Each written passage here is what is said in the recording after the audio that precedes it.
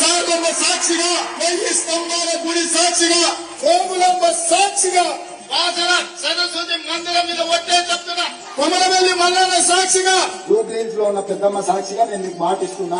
ఈ కొత్తపేట గడ్డ మీద నుంచి మాట ఇస్తున్నా, కురుమూర్తి స్వామి సాక్షిగా, ఆర్మూర్ సుత్తులగుట్ట సాక్షిగా, అనంతగిరి కొండల్లో ఉన్న పద్మనాభుడి సాక్షిగా, నేను యాదగిరిగుట్ట లక్ష్మీ నరసింహస్వామి ఆనగా మాట ఇస్తున్నా.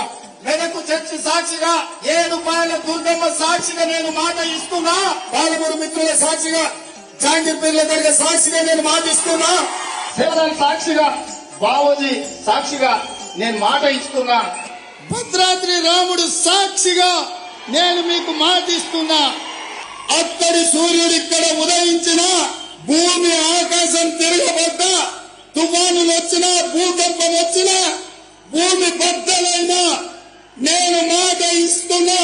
15 ఆగస్టు లోపల తెలంగాణ రైతాంగానికి 2 లక్షల రూపాయల రుణమాఫీ చేసి తీరుతా.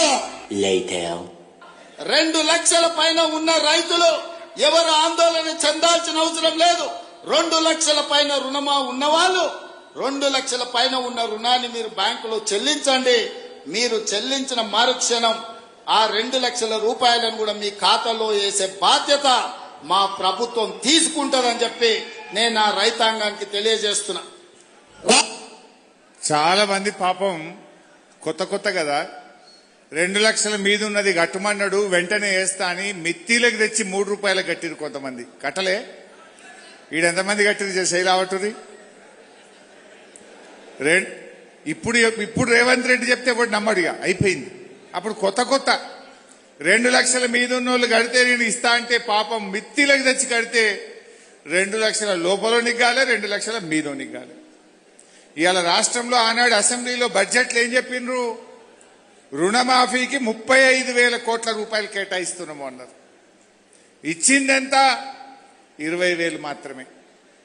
బ్యాంకులను అడిగితే 45,000 కోట్ల రుణమాఫీకి కావాలన్నారు. వీళ్ళు కోతలు పెట్టి అసెంబ్లీలో 35,000 కోట్లు ఇస్తామన్నారు. నిజంగా ఇచ్చింది 20,000 కోట్లు, రైతులకు చేరింది 18,000 కోట్లు. అంటే ఎంత మోసమో ఒక్కసారి ఆలోచించండి. కనబడ్డ దేవుని మీద ఒట్టు పెట్టినోడు, దేవుణ్ణే మోసం చేసినోడు మనను మోసం చేయడా? నిజంగా నల్లమల బిడ్డ అయితే దేవుని మీద ఒట్టు పెట్టి మాట తప్పుతాడే? నల్లమల బిడ్డలు ఎవరైనా అబద్ధం ఆడతారా మీరు? మోసం చేస్తారా మీరు?